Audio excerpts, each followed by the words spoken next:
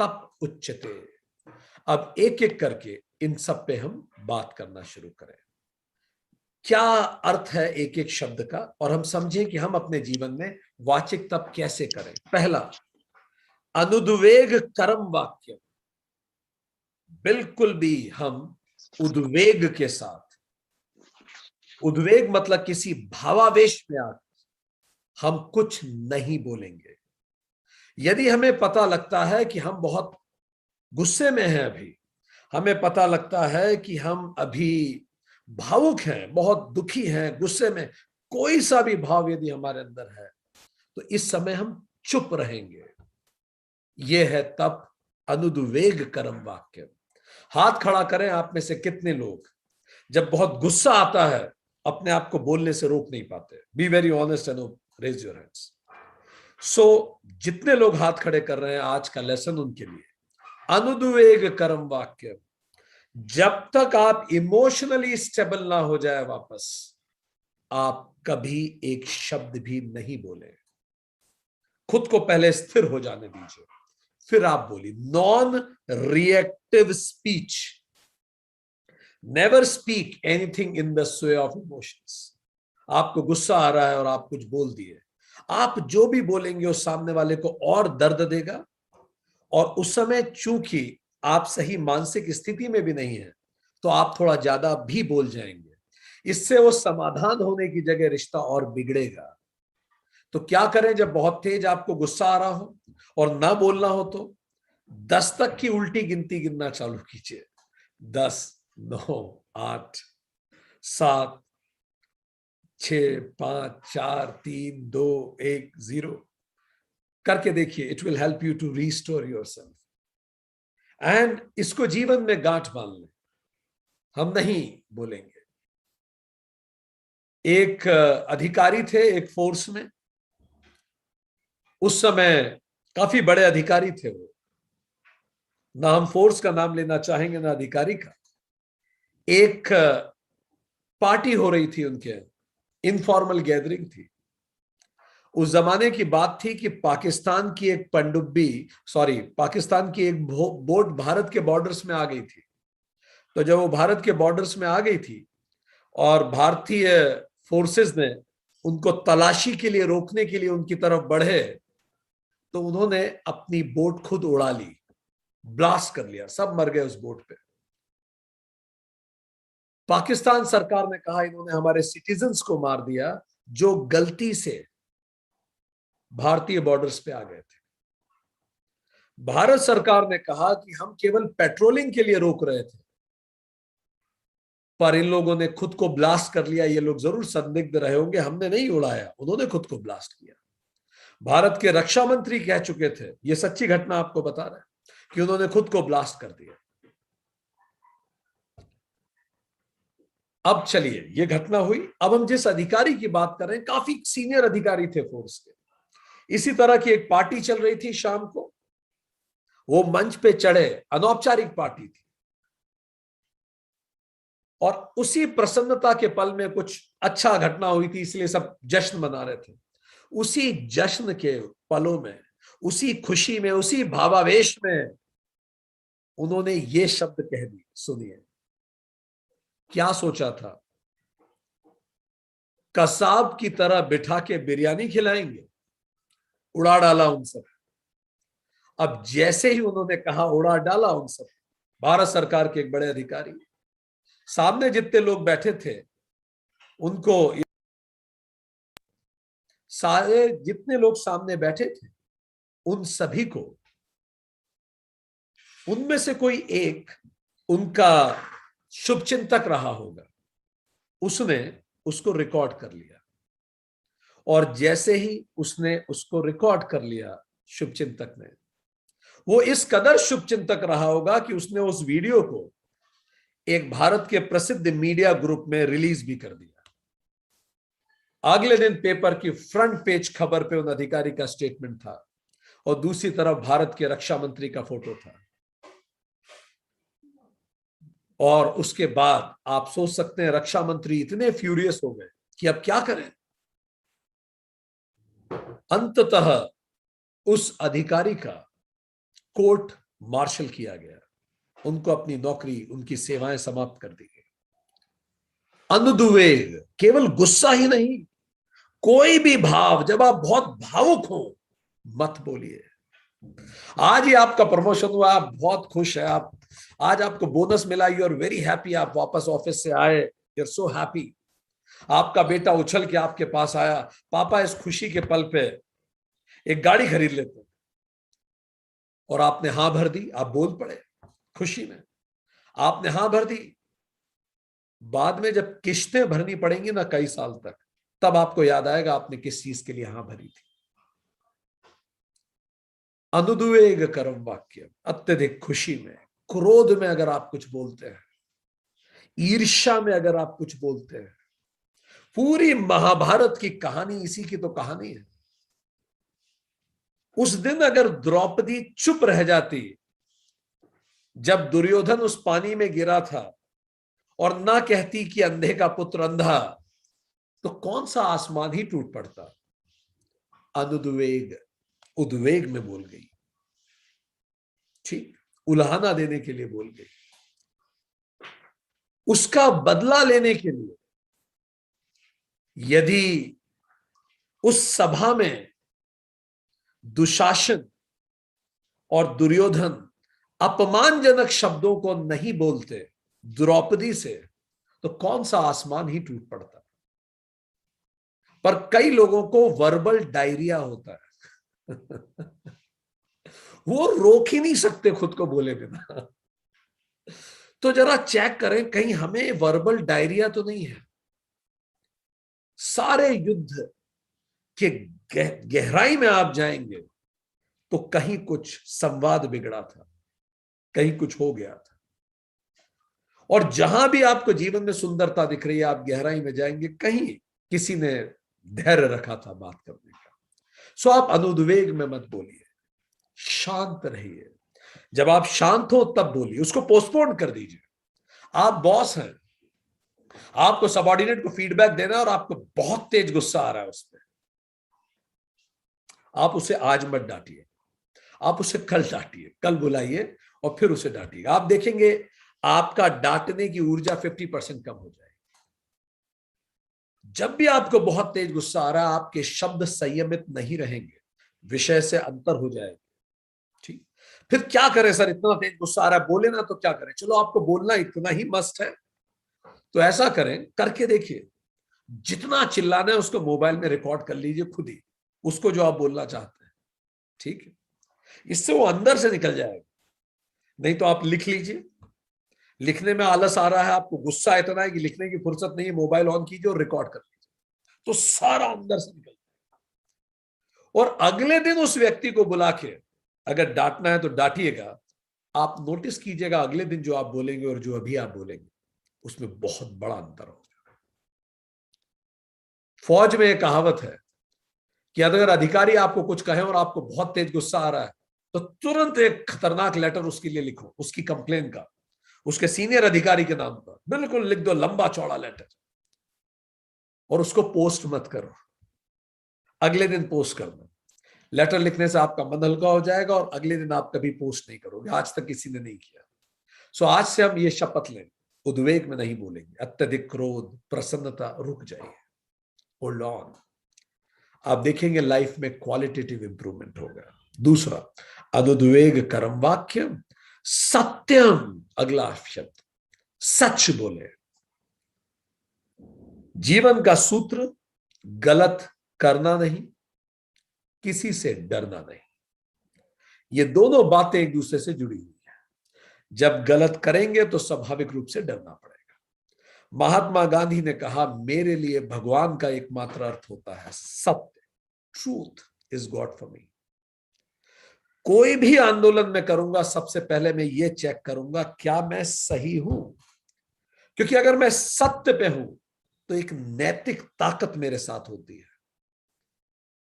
एक एनजीओ चलाने वाला व्यक्ति सत्य के साथ खड़ा होता है, और दिल्ली के इतिहास में प्रचंड मोदी वेव में भी एक तरफा सीट्स, 74 में से शायद 72 सीट ले जाकर दिल्ली में केंद्र सरकार की नाक पर सरकार बनाता है आम आदमी पार्टी।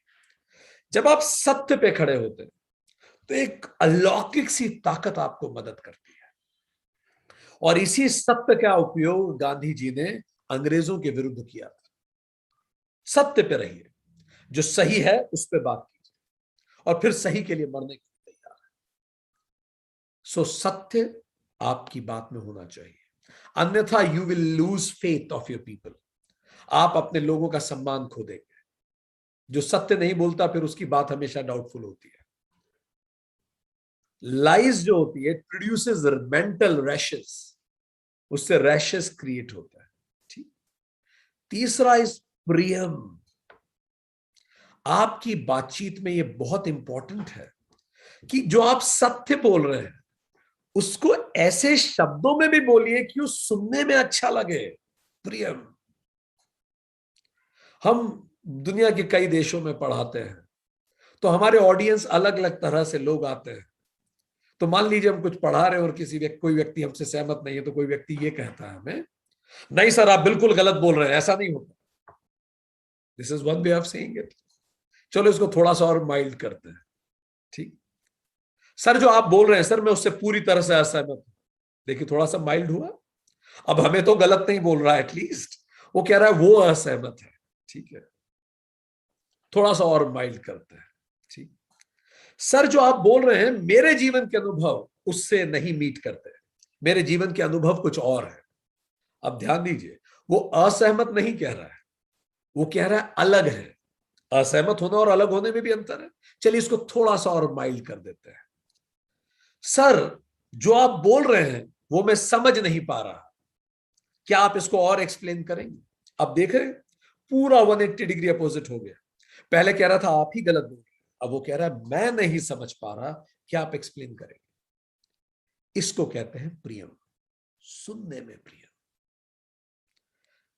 बहुत ईमानदारी से हाथ खड़ा करके बताइए, क्या जो आप बातें उन लोगों को बोलते हैं, बहुत स्पेसिफिक क्वेश्चन है हमारा, जो लोग पलट के आपको जवाब नहीं दे सकते, भले उम्र में आपसे छोटे हो, पद में आपसे छोटे हो, नौकरी में आपसे छोटे हो, सामाजिक कंडीशंस में आपसे छोटे हो, आर्थिक स्थिति में आपसे छोटे हो, जो आपको पलट के जवाब नहीं दे सकता, जब आप उससे बात करते हैं तो क्या आप प्रियम बोलते हैं? हमेशा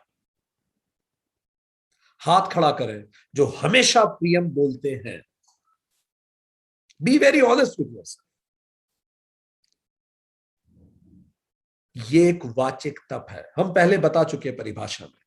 तप में कष्ट होता है तभी तो शुद्धि होती है, नहीं तो काहे का तप? फिर तप में तपाना पड़ता है। मन आ रहा है कि दांत भींच के कुछ डांट के बोले, चिल्ला के, ऐसा शब्द जो कानों में चुभ जाए, पारे की तरह उतर जाए और उस सामने वाले में आग लगा दे, ऐसा मन हो रहा है। ठीक। पर तप इसमें क्या है? फिर भी मैं शांत रह के प्रियम शब्द बोल रहा हूं। ठीक। जो सुनने में ठीक लगता है। क्यों बोले प्रियम? जब भी किसी भी व्यक्ति में, हम क्यों कठोर बोलना चाहते हैं? क्योंकि हम उसमें परिवर्तन चाहते हैं। ठीक। परिवर्तन करने के लिए ऊर्जा चाहिए, एनर्जी चाहिए, और एनर्जी आती है जब आप उसे प्रेम देते हैं। आप उसे धिक्कारें तो उसमें तो बाकी ऊर्जा भी खत्म हो जाएगी, वो बदल ही नहीं पाएगा कभी। सो आप उसे अच्छे शब्द बोलिए ताकि उसमें ऊर्जा आए परिवर्तन के लिए, फिर तो वो बदल पाएगा अपने आप को। अगर आप अच्छा बोल रहे हैं, आप देखेंगे ह्यूमन टेंडेंसी होती है, आप कहीं जाए भारत में तो आप देखेंगे जहां गंदगी होती है लोग वहां थूक देते हैं, दे स्पिट एट दैट प्लेसेस। और जहां साफ होता है, बहुत साफ है, तो आदमी वहां टिश्यू पेपर भी फेंकना नहीं चाहता, वहां भी वो ढूंढेगा डस्टबिन किधर है। तो हमारी टेंडेंसी होती है जो अच्छा होता है उसे और बढ़ाएं, जो बुरा होता है उसे और बुरा करें। ठीक। तो ये एक विशियस साइकिल या वर्चुअस साइकिल चलती है। तो अगर कोई व्यक्ति को हम बार बार बुरा बोल रहे हैं तो उसके मन में यह बात आएगी, हाँ भाई हम हैं ही बुरे, अब जो करना है कर लो आप, फिर कोई इंप्रूवमेंट नहीं आने वाला। लिख के ले लीजिए आप इस बात। पर अगर आप इंप्रूव चाहते हैं, yes that is broken window theory Indeed. पर यदि आप इंप्रूवमेंट चाहते हैं तो उसकी शर्त यह है कि आप अच्छे शब्द बोले। अच्छा, खराब शब्दों से ही अगर व्यक्ति सुधरता है, कई लोगों को ऐसा लगता है, ठीक है, भारत सरकार 125 करोड़ हिंदुस्तानियों को गवर्न कर रही है। आपने कभी देखा कागज पे अब्यूजिव लैंग्वेज लिखी हुई? कितने शालीन पत्र आते हैं और बड़ी शालीनता से लिखा जाता है, आपको आपकी सेवाओं से असंतुष्ट होकर आपको नौकरी से निकाला जाता है, एक भी अपशब्द नहीं है इसमें, ठीक। So the point here is, let's do a practice Priyam. अच्छा, लोगों का इसमें आर्ग्यूमेंट क्या होता है? They have an argument. ये सत्यम और प्रियम, इन दोनों में तो लोगों के जबरदस्त आर्ग्यूमेंट है। कई लोग कहते हैं, हाथ खड़ा करें if you agree with this argument, कि साहब हम हमारे जीवन में प्रोग्रेस इसीलिए नहीं कर पाए क्योंकि हम सच बोलते हैं और मुंह पे बोलते हैं। तो हम क्या करें सर? हम स्ट्रेट फॉरवर्ड है, लोगों को पसंद नहीं आता, लोग हमें पसंद नहीं करते क्योंकि हम स्ट्रेट फॉरवर्ड व्यक्ति। तो यहां इस व्यक्ति की परेशानी क्या है? इसके पास सत्यम तो है पर प्रियम नहीं है। ये बड़ा चुभता हुआ सच बोलता है, and it pierce through people. लोग सहन नहीं कर पाते, they are not mentally prepared for it. So can you put it in a better words? क्या आप बेहतर शब्दों में रख सकते हैं? क्या उसकी सीक्वेंसिंग अच्छी रख सकते हैं? एक व्यक्ति फादर के पास गया, फादर से पूछा, फादर क्या प्रेयर करते समय सिगरेट पी सकते हैं क्या? तो फादर ने बोला, बड़े बदतमीज इंसान हो तो, प्रेयर करते समय कोई सिगरेट पीता है? पता नहीं कैसी हो रही है जनरेशन आज की। उसका दोस्त फादर से मिलने गया और बोला, फादर क्या स्मोकिंग करते समय भी भगवान को याद किया जा सकता है? तो फादर ने मुस्कुरा के बोला, यस माय डियर सन, भगवान को तो हर पल याद किया जा सकता है, बात दोनों एक ही है, पर how you are sequencing it is very important. आप उसका सीक्वेंस कैसे करते हैं? आप कहीं नौकरी करते हैं, आप अपनी बात अपने बॉस को किस शब्दों में बताते हैं? आप अपनी बात अपने स्पाउस को किस शब्दों में बताते हैं? क्या वो शब्द प्रियम है? इस पे ध्यान दीजिए, आप देखेंगे आपका प्रोफेशनल और पर्सनल परफॉर्मेंस बढ़ेगा। फाइन, कैसे पता लगेगा? आप ये देखिए, क्या इस शब्द को रखने का और बेहतर तरीका हो सकता है क्या? Can I put it in more better words? That is called Priyam, putting it all the more better in words. Fine. Next is hitam chayat. हितम, यदि मैं चाहता हूं सामने वाला मेरी बात पर ध्यान दे, तवज्जो दे, तो यह महत्वपूर्ण है कि वो बात में उसका कुछ हित होना चाहिए। फाइन, आप कहीं नौकरी करते हैं, generally people tell to their bosses what do they do दिन भर, पर आपको पता है बॉसेस क्या सुनना चाहते हैं? व्हाट डू यू डिलीवर दिन भर। बच्चे मम्मी को बताते हैं मैंने दिन भर क्या किया, मम्मी ये सुनना चाहती है तुम दिन भर कितना पढ़े ये बताओ, what you deliver. I am not interested कि तुमने ये किया, क्या तुमने, व्हाट डिड यू डिलीवर। भले नौकरी हो या घर, don't tell what you do, what you deliver, because when you tell to your boss what are you delivering, इसमें बॉस का हित है, वो कान लगा के सुनेगा आपकी बात। सो हमेशा आपकी बात में सामने वाले का हित रिफ्लेक्ट होना चाहिए। किसी शायर ने बड़े अच्छी बात कही, उसने कहा, इब्ने मरियम,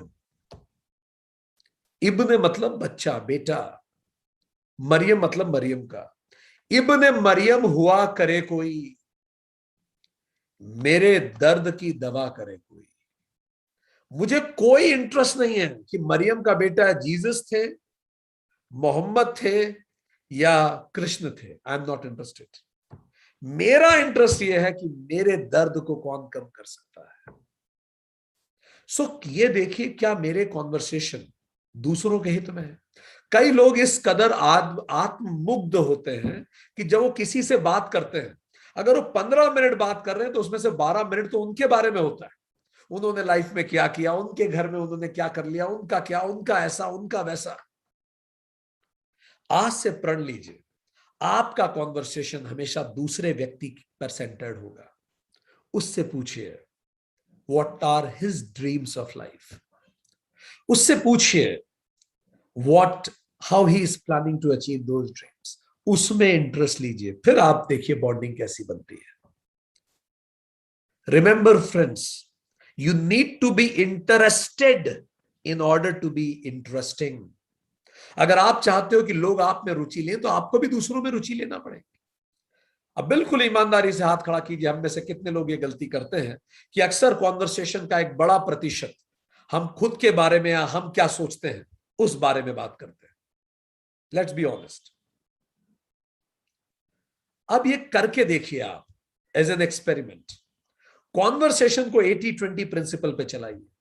80% कॉन्वर्सेशन में सामने वाले को बोलने दीजिए वो क्या सोचता है, उसके क्या विचार है, उसके क्या सपने हैं।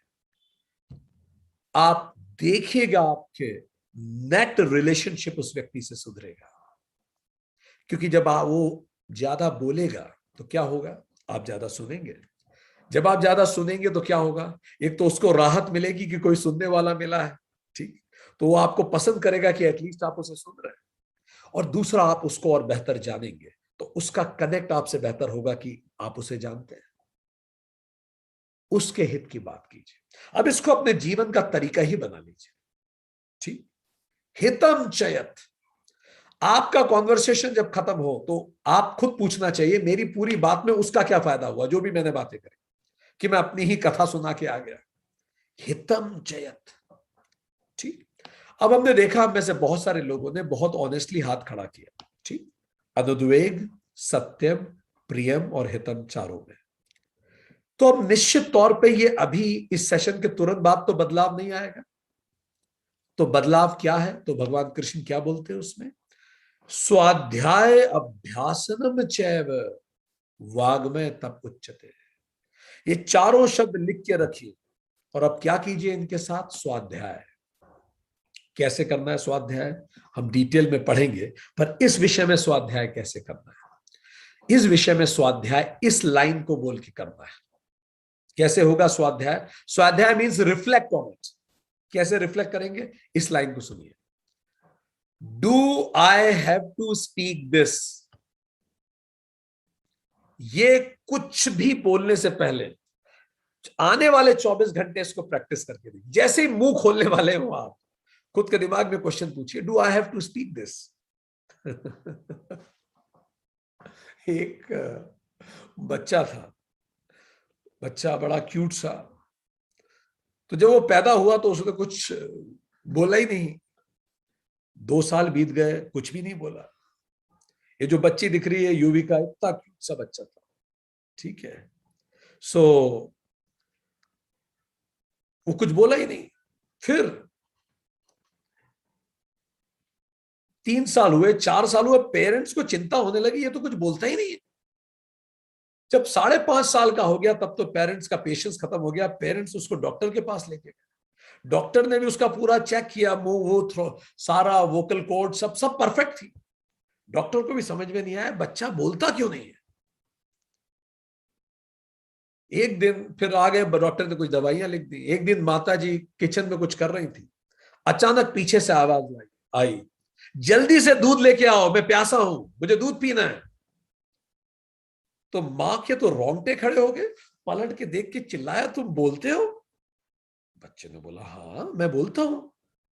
तो मां ने बोला, आज तक तुमने कभी नहीं बोला कुछ, तुम 5 साल से चुप थे। तो बच्चे ने मुस्कुरा के कहा, आज तक बोलने की जरूरत ही नहीं महसूस हुई, सब कुछ इतना परफेक्ट था। आप लोगों ने जो जो मुझे चाहिए था पहले से पहले लाके दे दिया, बोलने की जरूरत ही क्या थी। आज थोड़ा लेट हो गया तो मैंने बोला आज। सो आप खुद से ये क्वेश्चन पूछिए, do I have to speak this. Every word is very important. पहला, डू आई। अब जैसे घर में 4 लोग बात कर रहे हैं, अगर आप इस बात से कनेक्ट करते हो तो हाथ खड़ा कीजिएगा। घर में 4 लोग एक साथ बैठे, 2 लोग आपस में बात कर रहे हैं, ठीक है। अब इन दोनों की आपस में बात में आपसे अभी बात नहीं हो रही प्रत्यक्ष रूप से। कितने लोग they jump into the conversation even without even being invited. आपसे नहीं पूछा गया कि आपकी क्या राय है इस पर फिर भी आप उस कॉन्वर्सेशन में जुड़ जाते हैं। हाथ खड़ा करें, ठीक। तो ये पहला टेस्ट ही फेल हो गया, ठीक। आपको क्यों बोलना है उसमें? आपसे किसी ने राय नहीं ली अभी, तो पहले पूछिए कि क्या जरूरी है मैं यहां मैं ही बोलूं? ठीक। ऑफिशियल सेटअप में, ऑफिशियल सेटअप में, अच्छा कई बार क्या होता है, फिर कॉन्वर्सेशन गलत दिशा में चला जाता है। इसीलिए बी माइंडफुल, जरूरी है क्या मैं बोलूं यहां मैं आए। सो ऑफिशियल सेटअप में भी यदि आप देखते हैं तो देखें कि क्या वो बात, क्या वो सिचुएशन आपके बोले बिना सॉल्व हो सकती है? क्या आपके सबऑर्डिनेट उसको सेटल कर सकते हैं? कई बॉसेस हर चीज में वो खुद ही बोलेंगे, इससे क्या होता है, बॉस की गरिमा गिरती है, सबऑर्डिनेट के पास कुछ करने के लिए बचता नहीं है। ठीक। मैं ही बोलूं क्या ये जरूरी है? पूछिए खुद से। कोई दूसरा बोल दे तो काम चल जाएगा क्या? अगर हर जगह आप बोलेंगे तो आपके बोलने का महत्व कम होने लगेगा, ध्यान रखिए। ठीक। तो ये पहला हो गया। ठीक। Second, second is do I, second is have to. क्या अब ये सिचुएशन ऐसी आ गई है कि बोलना जरूरी है, नहीं बोला गया तो मुझे कावर्ड समझा जाएगा, नहीं बोला गया तो मुझे डोमिनेट कर दिया जाएगा, नहीं बोला गया तो बात गलत दिशा में चली जाएगी, नहीं बोला गया तो एक गलत डिसीजन हो जाएगा? क्या you have to? If answer is yes तो जरूर बोलिए, पुर आवाज बुलंद बोलिए। प्लीज ध्यान दीजिए, हम ये नहीं कह रहे हैं आप मत बोलिए, हम ये कह रहे हैं वाचिक तप कीजिए, बी माइंडफुल। क्या सच में यह बोलना जरूरी है, हैव टू? क्या ये सच में जरूरी है? अगर उत्तर मिलता है हां जरूरी है तो बोलिए, गो अहेड। आपको पता है कि जितने महाराज होते हैं, प्राइम मिनिस्टर्स होते हैं, इनको एक ट्रेनिंग दी जाती है। क्या ट्रेनिंग होती है? ना बोलने की ट्रेनिंग। सब इतने बड़े पदों पे बोलने में तो एक्सपर्ट होते ही हैं, उन्हें सिखाया जाता है कि कैसे ना बोले। क्यों? समझिए इस बात। जैसे बहुत सारे लोग आपके पास अपनी प्रॉब्लम लेके आते हैं, आप महाराज हैं, ब्रिटिश क्राउन है, आप प्राइम मिनिस्टर हैं, किसी ने आके अपनी बात रखी आप पे और आप उसकी बात को सुन के मुस्कुरा रहे हैं। अब आप क्या इंप्रेशन दे रहे हैं? आप इंप्रेशन दे रहे हैं कि आप उसकी बात को पसंद कर रहे हैं। आप अगर पसंद कर रहे हैं तो दूसरा खेमे को थोड़ा मुश्किल हो जाएगा कि देखो ये तो इसको सपोर्ट कर रहा है। तो इनको सिखाया जाता है कि कैसे आप अपने चेहरे को पॉजिटिवली न्यूट्रल रखें। यस, मैं सुन रहा हूं आपकी बात जी, मैं समझ रहा हूं आपकी बात जी। हाँ जी, हाँ जी, अच्छा ऐसा है, ठीक है, अच्छा ठीक है, नहीं मैं पूरी आपकी बात समझ रहा हूं, I can understand your perspective. जी जी जी, वेरी बैलेंस्ड। और ध्यान दें, एक उन लोगों को सिखाया जाता है आप एक शब्द भी ऐसा मत बोलिए जो हिंट हो कि आप क्या सोचते हैं उस बारे में। लोग पूरी कोशिश करेंगे कि आप हिंट दें कि आप क्या सोचते हैं, लोग पूरी कोशिश करेंगे कि आप हिंट दें आप क्या सोचते हैं, पर आप हिंट मत दें। क्यों? क्योंकि इसका उत्तर दिया बराक ओबामा की वाइफ ने, मिशेल ओबामा ने, कि जब आप बहुत बड़े पदों पे होते हैं तो कई बार आपका बोलना इकोनॉमी को क्रैश कर सकता है और गलत समय आपका चुप रहना वॉर छिड़ा सकता है। तो you need to be very mindful, आप कब बोलेंगे कब नहीं बोलेंगे। कोई आपको प्रेरित करके बुलवा ले, ये नहीं। You receive, contemplate and then speak. It is not fake representation. It is taking your due time to respond. Fine. और ये खास तौर पे उन लोगों के लिए जो जीवन में काफी बड़े पदों पे जाना चाहते हैं। ध्यान दीजिए, जब आप थोड़ा कम बोलते हैं आपकी गरिमा और बढ़ जाती है, क्योंकि आप रहस्यमयी हो जाते हैं और लोग सोचते हैं कि आपके मन में क्या चल रहा है। Think about it. ठीक, आगे।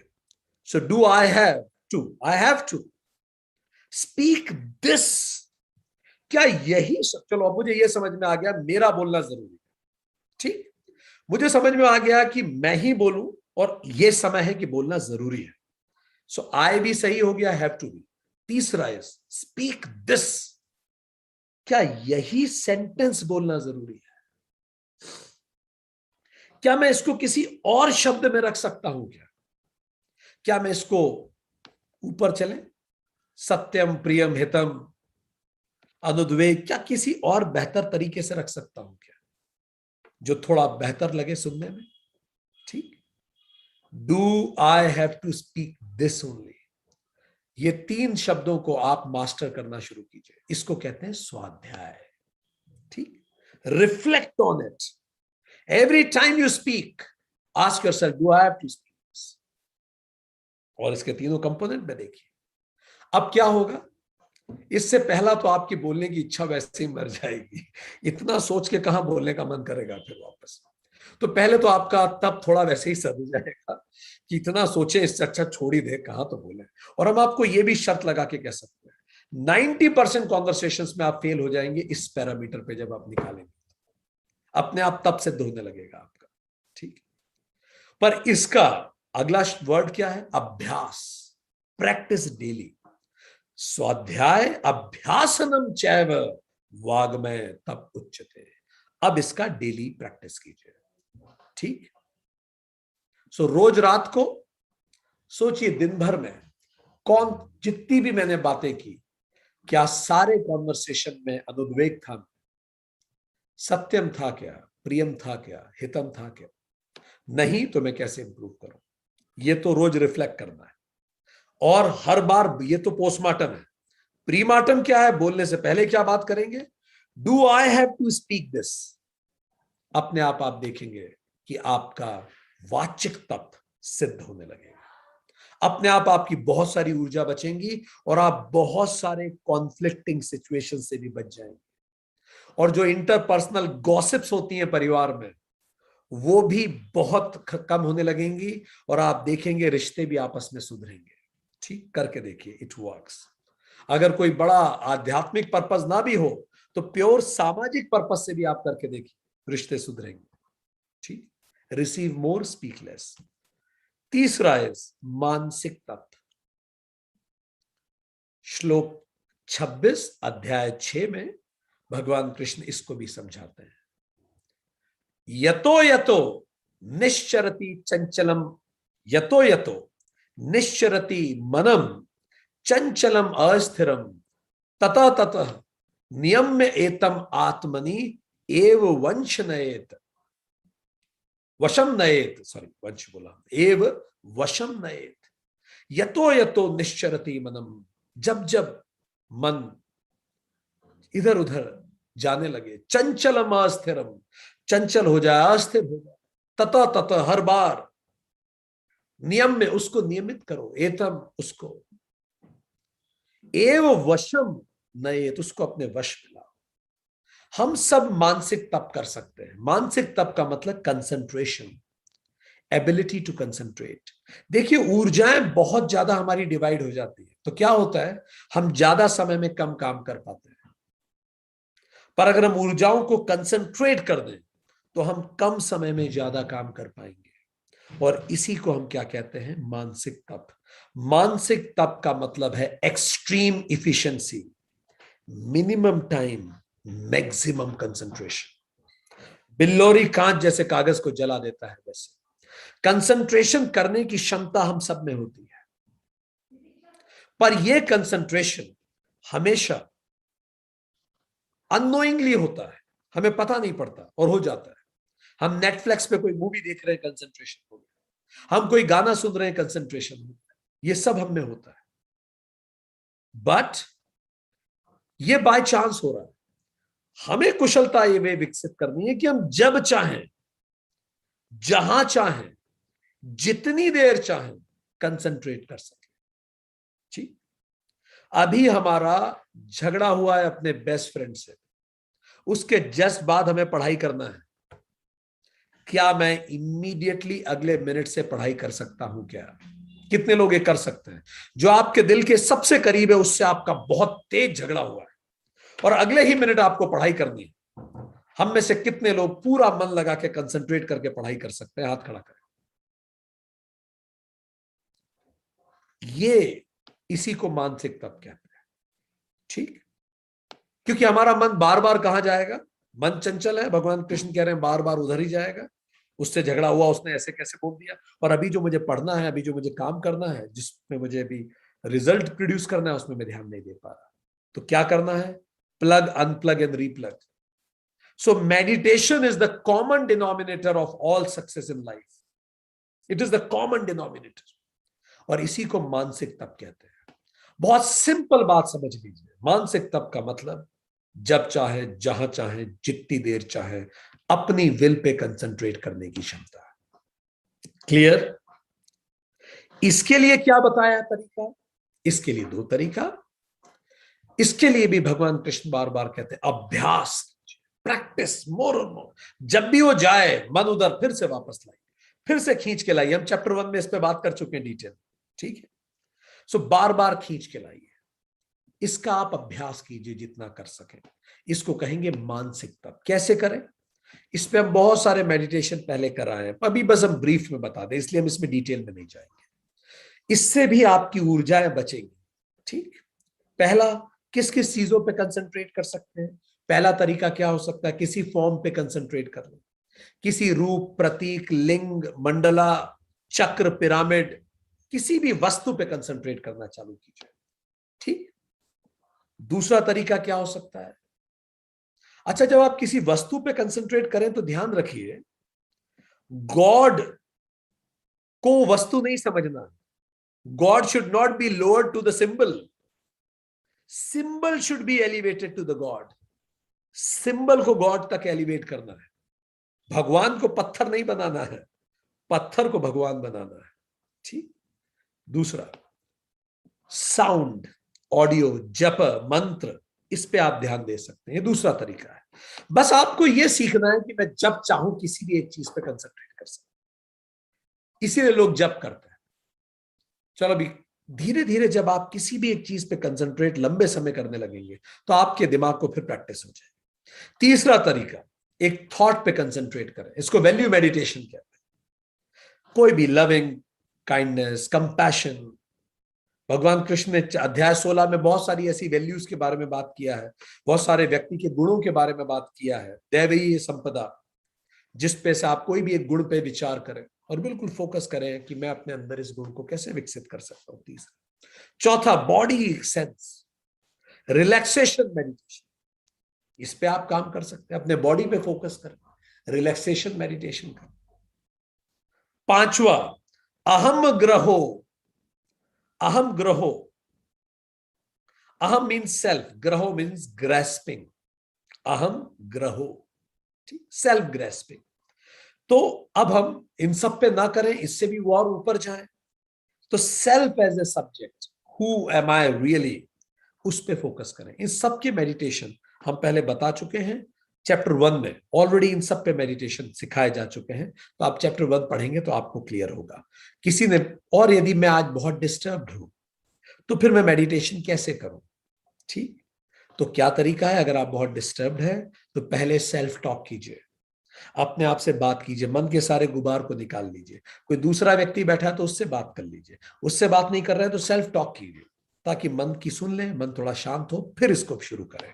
पर इसको डेली आप जब प्रैक्टिस करेंगे तो आपका मानसिक तब भी सधेगा, तब आपका फोकस बढ़ेगा। और आप सोचिए, जब आपका फोकस बढ़ेगा, आप अगर कुछ पढ़ेंगे तो तुरंत आपको कंसेप्ट समझ में आएगा, हर आपका बुद्धि प्रवीण हो जाएगी। प्रोफेशनल, पर्सनल लाइफ में आप बहुत जल्दी लोगों से रिलेट कर पाएंगे, लोगों को सम्मान महसूस होगा, क्योंकि आप पूरी तरह से उनको फोकस करके बात कर रहे हैं। आप में से कितने लोग ये करते हैं बताइए, जब कोई आपसे बात करता है तो वो आपसे बात कर रहा है और आप मल्टीटास्किंग कर रहे हैं उसी समय? B very honest. कोई आपसे बात कर रहा होता है, उस समय भी आप 4 काम कर रहे होते हैं। कई बार आप प्रेस करते करते उसकी बात सुन रहे हैं, आप कुछ और करते करते उसकी बात सुन रहे हैं। सोचिए, अगर कोई व्यक्ति आपसे आई कांटेक्ट भी नहीं कर रहा और आपसे बात कर रहा है, तो क्या आपको महसूस नहीं होगा लैक ऑफ अटेंशन? ऐसे ही सामने वाले को महसूस होता है। मानसिक तप कम समय में क्वालिटेटिव इंप्रूवमेंट करता है रिलेशनशिप में। So it gives another person value, उसको महसूस होता है कि आई एम गिवन रेस्पेक्ट। ठीक, तो मानसिक तप शुरू करें। अब आए अगला तप। अगला तप इज कॉल्ड, ये तो 3 तप हो गए एक्शन के आधार पर। अगला तप इज कॉल्ड सात्विक तप। सात्विक तप का मतलब अफल आकांक्षी। भगवान कृष्ण इसको भी समझाते हैं गीता के अध्याय 17 में। भगवान कृष्ण इसको डिटेल में समझाते हैं। श्लोक 14 से 19 के बीच में अगर आप जाएंगे तो इन सब पे डिटेल आपको मिलेगा, अध्याय 17, ठीक है, गीता का। सात्विक तप क्या है? तो 2 क्वालिटीज है। आपको कैसे पता पड़ेगा जो मैं तप कर रहा हूं वो सात्विक है कि नहीं? बस 2 शर्त है। पहली शर्त यह है आदित्य की कोई शर्त नहीं, ठीक। तो यदि आप तप किसी शर्त के बिना कर रहे हैं तो ये सात्विक है। अफलाकांक्षा, निष्काम, ठीक। कि मेरा फल तभी सफल होगा, व्रत तभी सफल होगा जब मेरा वजन कम होगा, हाँ हाँ, ये सात्विक नहीं है। जब आप केवल प्रोसेस को रेस्पेक्ट करते हैं, फल डिसाइड करें कि मुझे क्या इससे चाहिए, पर उस पर आपकी खुशियां नहीं डिपेंड करती। वो आपकी फल, वो मिलेगा फल तभी आपका तप सफल होगा, अगर आप ऐसा सोचते हैं तो ये सात्विक तप नहीं है। सात्विक तप वो है जिसमें आप पूरे मन से तप करें और फल ऊपर वाले पे छोड़ दें, मिले मिले, नहीं मिले तो भी ठीक। दैट इज कॉल्ड सात्विक तप। पहली क्वालिटी, पहली शर्त कोई शर्त नहीं। दूसरी, परम श्रद्धा, कन्विंस्ड होने चाहिए आप पूरी तरह से। फाइन, आप जिस भी चीज के लिए आप तप कर रहे हैं आपका पूरा विश्वास होना चाहिए उस चीज में, परम श्रद्धा। अगर आपकी श्रद्धा पूरी नहीं है और आप रिजल्ट्स को चाहते हैं तो ये सात्विक तप नहीं है। Is that clear? श्रद्धा का मतलब whatever, like for example आप मंगलवार का व्रत कर रहे हैं, 100% faith on Hanuman ji, fine. आप व्रत कर रहे हैं वाचिक तप, ठीक, 100% faith in the improvement, 100% improvement हो, फाइन। एंड मैं रिजल्ट्स पे फोकस नहीं, let me focus on 100% efforts and I'm working in right direction, faith in the direction, सही दिशा में मैं काम कर रहा हूं, ठीक। अब दूसरा तप समझे, राजसिक तप क्या होता है, जो उतना अच्छा तप नहीं माना जाता। सत्कार पाने हेतु तप, मान पाने हेतु तप।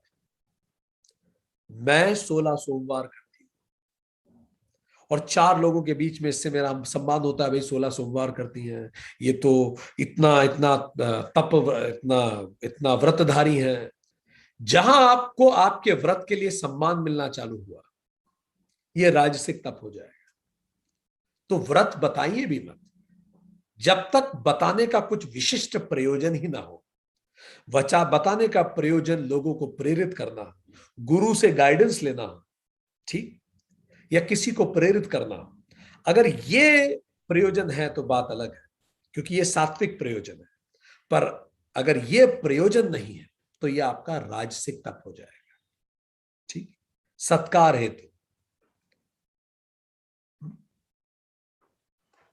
पाखंड से, दिखावे के लिए जो हम व्रत करते हैं, ये राजसिक व्रत होता है। जैसे व्रत के समय हम इतनी टेस्टी चीजें बनाते हैं, कई कई बार कई घरों में व्रत के समय इतनी टेस्टी चीजें बनती हैं कि जिनका व्रत नहीं होता वो लोग दुखी होते हैं, हमने व्रत क्यों नहीं रखा।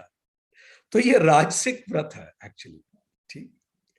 इसमें आपका सेल्फ कंट्रोल कहीं इंप्रूव नहीं हो रहा, आप एक टेस्टी चीज से दूसरी टेस्टी चीज पे शिफ्ट हो रहे हैं। So let's not confuse our, इस खुद को कंफ्यूज ना करें, ठीक है। अब आइए, तामसिक तप क्या है? हट पूर्वक यह तप तामसिक हो जाता है। अगर आप भगवान से भी हट करते हैं तो यह तामसिक है। हट मतलब मैं 24 घंटे पानी नहीं पीऊंगा, ठीक, और आप हट लेके बैठ गए कि नहीं ही पीऊंगा, तो हट नहीं करना। ये प्रेम से होता है, जिद से नहीं होता। जिद तामसिक होती है। संकल्प और हट में अंतर है। जिद नहीं है ये, संकल्प लीजिए, प्रेम से संकल्प, ठीक। पर अगर आप जिद कर रहे हैं तो ये तामसिक तप है। दूसरी क्वालिटी क्या है तामसिक सेल्फ की? फीचर क्या है? मन, वाणी और शरीर को पीड़ा देके जो तप किया जाता है वो तामसिक है। देखिए, आप सुबह से व्रत कर रहे हैं, तप कर रहे हैं, आपने कुछ नहीं खाया, ये सात्विक चल रहा है, सब किसी को बताया भी नहीं, कोई रिजल्ट भी नहीं चाहिए, और प्यास भी नहीं लग रही है, भूख भी नहीं लग रही है, सात्विक चल रहा है। अब क्या हुआ, अचानक आपको बहुत तेज भूख लगने लगी, बहुत ही तेज भूख लग रही है, आप बार बार पेट पे हाथ रख रहे हैं, आप बार बार चांद को देख रहे हैं, आप बार बार अरे यार क्या हुआ है, तो आया ही नहीं। अब आप क्या कर रहे हैं, अपने शरीर को कष्ट देना आपने शुरू कर दिया। अगर आपकी वाणी को आप कष्ट दे रहे हैं वाचिक तप में, आपके मन को आप कष्ट दे रहे हैं, आप बोल नहीं रहे और अंदर ही अंदर आपके अंदर इतना भर रहा है पर आप बोल नहीं रहे, तो ये सब क्या हो रहा है, ये तामसिक तप हो जाएगा, ये अच्छा तप नहीं है। तो वाणी, मन और शरीर को अगर आप पीड़ा दे रहे हैं अपने तप में, तो ये तामसिक तप है। स्वयं भगवान कृष्ण ने ये कहा है, हम भगवत गीता कोट कर रहे हैं, ठीक। सो ये समझिए, जिसके लिए हम व्रत रखते हैं स्वयं उन्होंने ये कहा है कि अगर ऐसी स्थिति बन जाए कि शरीर को दर्द होने लगे, भगवान से एक्सक्यूज, क्योंकि ये जिद थोड़ी है, ये हट थोड़ी है, संकल्प है। भगवान को कहिए, प्रभु मैं अभी इस संकल्प को रखने की स्थिति में नहीं हूं, मैं आधा ग्लास पानी आपकी अनुमति से पीना चाहता हूं, बहुत ज्यादा मत लीजिए, उतना जितने में आपको संबल मिल जाए बस, अगर अति ही हो रही है तो ठीक, आगे बढ़े। दूसरों के अनिष्ट के लिए भी कई लोग तप करते हैं, ये तप भी तामसिक तप है, किसी दूसरे का बुरा हो जाए। और आखिरी बेमन से किया गया तप, जबरदस्ती करना पड़ता है, लोग करवाते हैं एक दूसरे से तप, ये सारे तप तामसिक तप है। सो आपने ये देखा कि ये तीनों तरह के तप किए जा सकते हैं, पर हमें ध्यान रखना है कि ये जो तप है ये सात्विक हो, जहां तक समझा हो। सात्विक नहीं हो तो राजसिक हो एटलीस्ट, पर तामसिक तो कतई ना हो। फिर एक और विधा इसी से जुड़ी हुई, इस तप से ही जुड़ी, जिसको आधुनिक बाल बोलचाल में क्रिया योग अलग से कहा जाता है। क्या है ये क्रिया योग? देखिए, क्रिया योग में तो तीनों आ गए, तप, स्वाध्याय और ईश्वर प्राणिधान, पर एक और क्रिया योग की विधा है, तो थोड़ा सा उस पर हम 2 मिनट, आप 10 मिनट आपको बताना चाहते हैं, ताकि आप जब बाहर कहीं सुने तो कंफ्यूज ना हो। देखिए, जब से ह्यूमन इवॉल्व हुआ है, दो चीजें सबसे इंपॉर्टेंट रही है हमारे इवोल्यूशन। एक हमारी स्पाइन, रीढ़ की हड्डी। देखिए, जानवर की रीढ़ की हड्डी ऐसी होती है हॉरिजॉन्टल, इंसान की ऐसी है। इंसान एकमात्र जीव है जिसकी रीढ़ की हड्डी पूरी सीधी होती है और उसके ऊपर गर्दन होती है, ठीक। सारे जानवरों की रीढ़ की हड्डी ऐसी होती है, इंसान की बिल्कुल सीधी होती है, ठीक। और दूसरा ब्रेन, ये दो डेवलपमेंट हुए। जब हम ऐसे थे तो खून का इतना ज्यादा सप्लाई होता था कि ब्रेन फाइनर न्यूरॉन्स डेवलप नहीं कर पाता था, पर जैसे ही हम, क्योंकि ऐसे थे तो खून तो हॉरिजॉन्टल फ्लो होगा, पर जब हम ऐसे हुए जैसे अभी आप सब बैठे हैं, तो अब अगेंस्ट ग्रेविटी तो ब्लड का फ्लो नहीं होगा, तो फाइनर न्यूरॉन्स हमारे डेवलप चालू हुए, इससे हम ज्यादा इंटेलिजेंट बने, सटल ब्रेन डेवलप हुआ हमारा। तो अब हमारा ब्रेन, जानवर में क्या है, हॉरिजॉन्टल स्पाइन है और छोटा ब्रेन है, इन प्रोपोर्शनल टू बॉडी। इंसान के साथ क्या है, वर्टिकल स्पाइन है एंड शरीर के प्रोपोर्शन में काफी बड़ा ब्रेन है। हाथी को देखिए, इतना बड़ा शरीर और इतना छोटा सा ब्रेन है, हमारे शरीर के प्रोपोर्शन में ब्रेन काफी बड़ा है। सो ये दो चीजें, इंसान, जानवर से हम इंसान बने, ठीक। फिर हमारे, जब हम सीधे खड़े हो गए तो हाथ फ्री हो गए, तो कितने सारे काम इन हाथों से हम कर पाए जो जानवर नहीं कर सकता था। तो वर्टिकल स्पाइन ने हमें दो काम दे दिए, एक तो हाथ फ्री कर दिए, इससे कितनी क्रिएटिविटी हुई, इमेजिन दिस, हम सारा कंस्ट्रक्शन सब कुछ कर पाए। और दूसरा, वर्टिकल स्पाइन होने से फाइनर न्यूरॉन्स बने, न्यूरल कनेक्शन हुए और हम ज्यादा इंटेलिजेंट हुए, ठीक। सो क्या हुआ, एनिमल से हम ह्यूमन बने बिकॉज ब्रेन एंड स्पाइन, यही दो का खेल है मूल रूप से, ब्रेन एंड स्पाइन। ह्यूमन से भी अगर हम आगे बढ़ेंगे, डिवाइन होंगे, तो भी यही दो खेल होगा, स्पाइन एंड ब्रेन। फाइन, ये जो ब्रेन है हमारा, इसका खाना क्या है, ऑक्सीजन। ब्रेन हमारे शरीर का वेट का 3% होता है, पर आपको जानकारी हो दोस्तों, ये हम जितनी ऑक्सीजन लेते हैं उसका 20% ऑक्सीजन केवल ब्रेन लेता है। इसलिए जो लोग सुबह उठ के घूमने जाते हैं उनका दिमाग शार्प हो जाता है। इसलिए दुनिया भर के सीईओ तेज गहरी गहरी सांसें लेते हैं सुबह। आपका दिमाग शार्प होगा क्योंकि दिमाग का खाना ही ऑक्सीजन है। 20% ऑफ द कंप्लीट ऑक्सीजन जो बॉडी इनटेक होता है वो ब्रेन ले जाता है। ठीक, सो इसीलिए हम सही से ब्रेन को खाना दें। हम जनरली 21,600 सांसें हर दिन लेते हैं, 21,600 सांस। इस हिसाब से हर घंटे हम 900 सांस लेते हैं। इस हिसाब से हर मिनट हम 15 सांस लेते हैं। इस हिसाब से एक सांस लेने में हमें 4 सेकंड लगता है। ठीक, क्या हम इस सांस को और गहरा उतार सकते हैं? और गहरी सांस लें, ज्यादा नहीं, डीप लें ताकि ज्यादा ऑक्सीजन अंदर जाए। शैलो में कम ऑक्सीजन अंदर जाती है, डीप में ज्यादा होती है। तो shallow breathing is not good for our brain. अगर हमें और ब्रेन को इंटेलिजेंट करना, इसीलिए ऋषि मुनि प्रगाढ़ ज्ञानी होते थे, क्योंकि वो बहुत डीप ब्रीदिंग करते थे। फाइन, मन शांत होता है डीप ब्रीदिंग करने से। पहाड़ी एरिया में आप जाओ तो लोग डीप ब्रीदिंग करते हैं, उससे उनका मन रिलेटिवली शांत। आप देखो पहाड़ के लोग भोले भाले मिलेंगे आपको। फाइन, सो इनफ ऑक्सीजन लेने की। अगर हमें ऑक्सीजन कम मिल रही है तो क्या होगा? ब्रेन लेथार्जिक हो जाएगा, डलनेस आएगी। इसीलिए जो लोग सुबह नहीं उठते, प्राणायाम नहीं करते, शरीर पे ध्यान नहीं देते, तो लेथार्जी उन्हें घेर लेती है, क्योंकि ब्रेन को इनफ फूड ही नहीं मिल रहा, ब्रेन लेथार्जिक हो रहा है।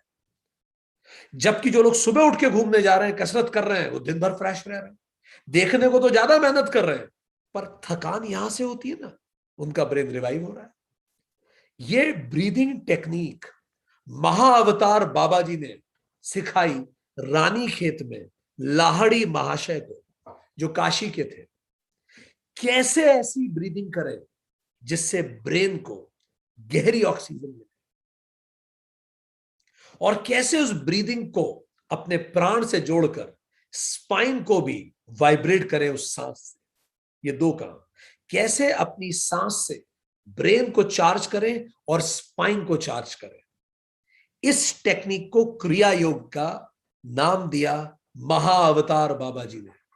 महाअवतार बाबा जी एक हिमालयन सेंट है जो 5,000 साल से without body is there in Himalayas.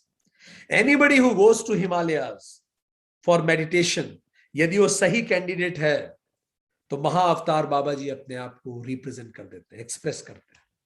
तो उन्होंने ये टेक्निक सिखाई लाहड़ी महाशय काशी में। काशी के लाहड़ी महाशय थे, रानीखेत में टेक्निक सिखाई। और लाहड़ी महाशय ने टेक्निक सिखाई योगानंद परमहंसा को।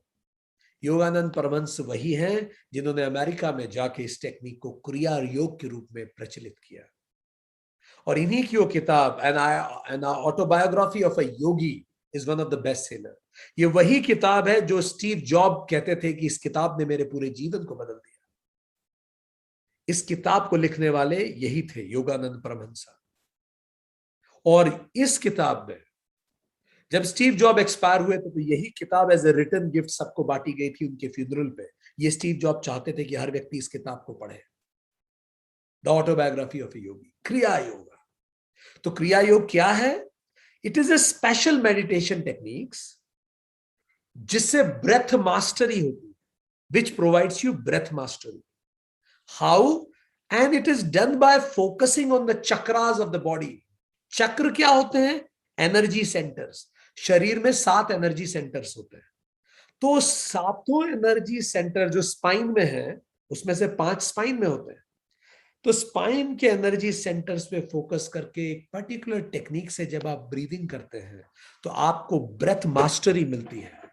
तो ये मेडिटेशन ब्रेथ और चक्रा तीनों का कॉम्बिनेशन है। इसको क्या कहते हैं? क्रिया yoga. It is a special meditation technique wherein you focus on chakras through breath regulation. It is called क्रिया योगा। ठीक, और इससे हम धीरे धीरे करके अपने चक्र को एक्टिवेट करते हैं। तो कौन से चक्र होते हैं? 7 चक्र क्या है? सबसे पहले मूलाधार चक्र, गुदा द्वार पे, बिल्कुल जहां हमारी स्पाइन खत्म होती है, वहीं से तो हम शुरू हुए, जहां हमारी स्पाइन खत्म होती है। हम बंदर थे, हम इंसान बने। वहां एनर्जी है, उसको कहते हैं मूलाधार चक्र, बेस ऑफ स्पाइन। ठीक, इस एनर्जी का उपयोग क्या होता है? मूलाधार चक्र का कंट्रीब्यूशन क्या है जीवन में? सर्वाइवल। जानवर का भी सर्वाइवल इंस्टिंक्ट होता है, हमारा भी शुरू में सर्वाइवल इंस्टिंक्ट होता है। याद कीजिए, एक छोटा सा बच्चा जब पैदा होता है, उसके जीवन का एक ही उद्देश्य होता है, जिंदा रहना, बस। इसीलिए उसे दूध पीना, उसे जो करना है जिंदा रहने के लिए। तो जिसका मूलाधार चक्र एक्टिवेट होता है, तो उनके केस में क्या होता है? सर्वाइवल इंस्टिंक्ट उसमें बहुत होती है। स्टेबिलिटी की कोशिश करेगा, घर बनाएगा, मटेरियल सक्सेस, रोटी कपड़ा मकान का अरेंजमेंट हो जाए, सेल्फ वर्थ उसी से आएगी। तो जिसके दिमाग में लगातार ये चीजें चलती रहती हैं, इसका मतलब अभी उसकी एनर्जी कहां फोकस्ड है? मूलाधार चक्र, बेसिक नीड्स। और जब ये मूलाधार चक्र डिस्टर्ब होता है, कैसे डिस्टर्ब होता है? बच्चे को माता पिता बहुत डांटते हैं बचपन में, तो मूलाधार चक्र डिस्टर्ब हो जाता है। बचपन मतलब वेरी अर्ली चाइल्डहुड, शुरू के 1-2 साल। माता पिता आपस में लड़ते हैं और बच्चे को सर्वाइवल थ्रेट होता है, मूलाधार चक्र क्लोज होने लगता है। बच्चे को स्ट्रिक्ट टॉयलेट ट्रेनिंग दी जाती, तो वहीं पॉटी करोगे, नहीं तो सजा मिलेगी, मूलाधार चक्र डिस्टर्ब होने लगता है, क्योंकि वही गुदा द्वार के पास ये चक्र है, ये energy centre, it gets negative vibrations. इससे क्या होता है? डिप्रेशन की संभावना बनेगी लेटर एजेस में। इस बच्चे को लो सेल्फ वर्थ जिंदगी भर रह सकता है। एडिक्शंस के लिए बड़े होकर ज्यादा प्रोन हो जाएगा, सिगरेट ज्यादा पी सकता है, तंबाकू ज्यादा खा सकता है। मूलाधार चक्र डिस्टर्ब होने से सब होता है। इसके बाद अगला चक्र कौन सा है? स्वाधिष्ठान चक्र। स्वाधिष्ठान चक्र क्या है? जो upper part of sacrum and below the naval, naval से थोड़ा सा नीचे, ठीक, और जेनाइटल से थोड़ा सा ऊपर, इस स्वाधिष्ठान चक्र। यह किस लिए जरूरी है? स्वाधिष्ठान चक्र का उद्देश्य क्या है? Physical pleasure. फिजिकल प्लेजर, मैं शारीरिक रूप से तंदुरुस्त रहूं, sexual pleasure, happy family life, flexibility, generating new ideas, good interpersonal relationship, ये सब किसके गिफ्ट हैं? स्वाधिष्ठान चक्र। जब हम अपनी एनर्जी को इस टेक्निक से थोड़ा ऊपर उठाते हैं और हमारा स्वाधिष्ठान चक्र वाइब्रेट होने लगता है, तो अपने आप ये सब चीजें हमें रिटर्न गिफ्ट में मिलती है। ठीक, पर अगर हमारा स्वाधिष्ठान चक्र डिस्टर्ब हो रहा है, कुछ रिलेशनशिप्स ऐसे हुए जिन्होंने हमें हर्ट किया, किसी के साथ सेक्सुअल अब्यूज हो गया बचपन में, किसी को ऐसी डिसिप्लिनरी ट्रेनिंग मिली कि वो उसमें फ्लेक्सिबिलिटी खत्म हो गई, तो स्वाधिष्ठान चक्र क्लोज हो जाता है। तो क्या होता है? लैक ऑफ डिजायर्स होता है, लोग इंटीमेट रिलेशनशिप को पसंद नहीं करते, रिजिडिटी आ जाती है, फियर ऑफ इंटीमेसी हो जाता है, कोई ज्यादा क्लोज है आपको सहन नहीं होता, सेल्फ को आप निग्लेक्ट करने लगते हैं। फाइन। इसके ऊपर अगला चक्र होता है मणिपुर चक्र, ये नेवल पे होता है। फाइन। जब ये चक्र तक आप अपनी एनर्जी लेके आते हैं, तो क्या होता है? पावर, प्रॉस्पेरिटी, विल पावर आती है इससे। जिसका मणिपुर चक्र एक्टिवेट होता है, उसमें जबरदस्त विल पावर होती है। विल पावर का मतलब, जो टाइम टेबल बनाया उसको मैं जीऊंगा, no difference between what I say and what I do. Ambition होता है, ईगो होती है, गिल्ट भी होता है इसमें। फाइन, अगर वो नहीं हो पाया तो। So this is how it is. So जब मणिपुर चक्र एक्टिवेट होता है, तो व्यक्ति पावरफुल हो जाता है। पर अगर मणिपुर चक्र डिस्टर्ब हुआ, पावर डोमिनेशन हुआ, अथॉरिटी फिगर से लड़ाई हुई, बचपन से पिता ने खूब डांटा, तो पिता पुत्र में संवाद में झगड़े हुए, ठीक, आपका सेल्फ रेस्पेक्ट बार बार हर्ट, आप ऐसे वातावरण में बढ़े जहां आपको विल पावर डेवलप करने का मौका ही नहीं मिला गया, आपको बार बार नकारा गया, कास्ट के आधार पे आपको नकारा गया कि तुम गंदी जाति के हो, रंग के आधार पे आपसे भेद किया गया, जाति के आधार पे भेद, तो सोलर प्लेक्स या मणिपुर चक्र क्लोज हो जाता है। इससे लैक ऑफ एम्बिशन आता है, कोई ड्राइव नहीं बचती, गुस्सा अंदर भरा रहता है, दूसरों को हर चीज के लिए ब्लेम करता है व्यक्ति, गिल्ट में रहता है, बहुत जल्दी थक जाता है क्योंकि एनर्जी नहीं बचती। फाइन। इसके ऊपर अगला चक्र होता है अनाहत चक्र। अनाहत मतलब the internal sound of heart, heart चक्र। जब एनर्जी हम यहां लेके आते हैं, ये चक्र एक्टिवेट होता है। देन लव, एम्पथी, दूसरों को समझ पाना, प्रेम देना, प्रेम लेना, कंपैशन, प्रेम लेना भी एक कला है। कई लोग खुद को प्रेम लेने के लायक ही नहीं समझते, पर जिसका हार्ट चक्र, अनाहत चक्र एक्टिवेटेड होता है, वो एक्सेप्ट करता है, सबको फॉरगिव करता है, माफ कर देता है, कोई बात नहीं। जिसका हार्ट चक्र बहुत बड़ा होता है ना, एक्टिवेटेड होता है, वो तुरंत माफ कर देता है, भूल जाता है बच्चों की। बच्चों का हार्ट चक्र ओपन होता है, ठीक, एक्सेप्ट करते हो सबको, सबके लिए कंपैशनेट होते हैं, बट जानवरों को बहुत प्यार से रखेंगे, सबके लिए एम्पैथी होती है, सबके लिए प्रेम होता है।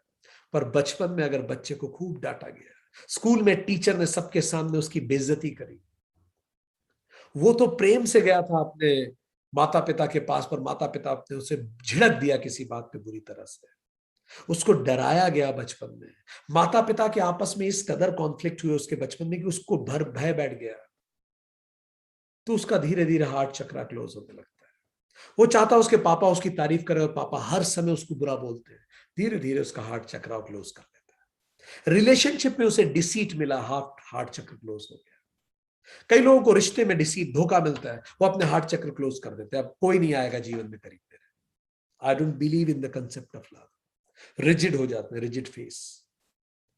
जब हार्ट चक्र डिस्टर्ब होता है तो क्या होता है, रिलेशनशिप में डिफिकल्टी होती है, पैसिव एग्रेशन होता है, दिखा नहीं पाते पर अंदर एग्रेशन होता है, पैसिमिज्म आता है, लोनलीनेस बढ़ती है, जब भी डिस्टर्ब हो जाता है, ठीक।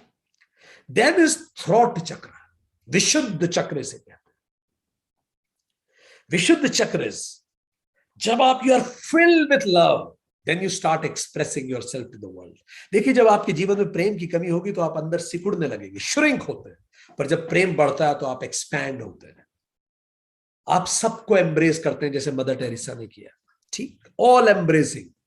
सो यू स्पीक, तो थ्रॉट चक्र या विशुद्ध चक्र जब एक्टिवेट होता है, आप जब बोलते हैं तो दुनिया सुनती है, बहुत अच्छा आप बोलते हैं, यू लिसन केयरफुली, आप बहुत क्रिएटिव होते हैं, आर्टिस्टिक हो जाते हैं, बहुत अच्छे से अपनी बात को एक्सप्रेस कर पाते हैं, आप में विट आ जाता है, आप में ह्यूमर आ जाता है, ये सब आ जाता है, आप विटी होते हैं, ठीक।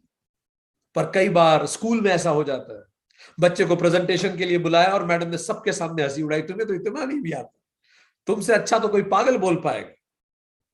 सच बोलिए, ईमानदारी से हाथ खड़ा करके बताइए, आप में से कितने लोगों के साथ स्कूल में ऐसा हुआ कि सबके सामने टीचर ने कुछ ऐसे शब्द कहे कि आपको बहुत शर्मिंदगी हुई, किसी भी कारण से, होमवर्क पूरा नहीं हुआ हो, प्रेजेंटेशन नहीं दे पाया, something happened in school and teacher scolded you in front of everybody and you felt insulted? हाथ खड़ा करें। वो वुंड्स बहुत डीप होते हैं, वो आपके कॉन्फिडेंस को हिला डालते हैं। और जब विशुद्ध चक्र डिस्टर्ब होता है तो क्या होता है, या घरों में लड़कियों को कहा जाता है चुप रहो, बोलो मत, बड़ों से तेज आवाज में बात नहीं करते, चुपचाप बैठे रहो, धीरे धीरे आप एक्सप्रेस नहीं कर पा, अब आपका विशुद्ध चक्र क्लोज हो जाता है, नॉन एक्सप्रेसिंग। सो क्या होता है, पुअर कम्युनिकेशन, आप डर के मारे झूठ बोलने लगते हैं, आप एनर्जी ब्लॉक करके बैठे रहते हैं, गले में आपको खराश होती है क्योंकि you can't express yourself. And then what is the next chakra, is Ajna chakra, here, exactly here, fine, eyebrows में जो होता है आज्ञा चक्र। जब ये चक्र में एनर्जी आती है, जब आप एक्टिविटी से इसको जागृत करते हैं, then inspired living होती है, you remain inspired throughout the life। Intuition आपके बहुत फास्ट होते हैं, आप समझने लगते हैं चीजों को, इंट्यूटिवली आप राइट डिसीजन लेते हैं, इंटेलिजेंस आपकी बढ़ती है, आपका विजन बहुत दूर तक का होता है, इनसाइट्स आप देख सकते हैं, आप में विजडम होती है, और आप अगर किसी को कोई कहे तो वो बात टाल नहीं सकता आसानी से, आपकी बात का बड़ा गहरा असर दूसरों पर पड़ता है जब आज्ञा चक्र एक्टिवेट